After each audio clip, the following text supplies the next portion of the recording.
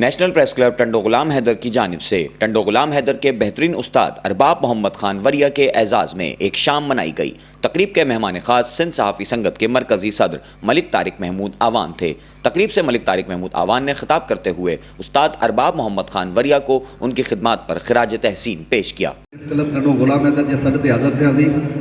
ऐं तमामु घणी ख़ुशी थी त टंडो गुलाम हैदर में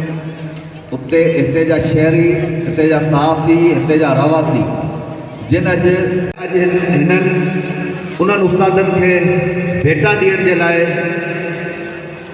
अरबाब मोहम्मद खान वरिया उस्ताद ऐं उस्ताद बाबू लगारी खे खराज तहसील पेश करण जे लाइ अॼु उन्हनि सां शाम मिलाई आहे ऐं उन्हनि खे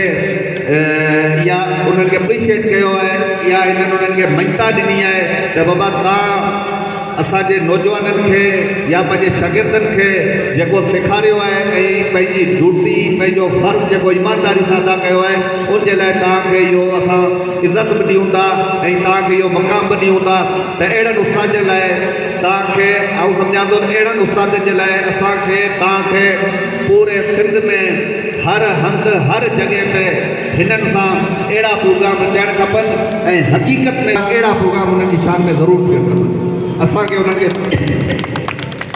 तकरीब में मुख्तलिफ स्कूल्स के तलबा व तालिबात ने सिंधी गीतों पर टैबलोज भी पेश किए। इस मौके पर तकरीब में टंडो मोहम्मद खान जिला के वाइस चेयरमैन शेर अमीन लाखो, PPP जिला टंडो मोहम्मद खान यूथ विंग के सदर Syed Salal Shah Bukhari, Peoples Party town committee Tando Ghulam Haider के सदर सरदार बाबू मोहम्मद ईसा जक्सी, रईस पीर बख्श चांग, हाजी अब्दुल करीम लाशारी, मलिक आदिल आवान, रहीम फैजी समेत ताल्लुका के असातिज़ा, सियासी, समाजी व फलाही शख्सियात ने बड़ी तादाद में शिरकत की।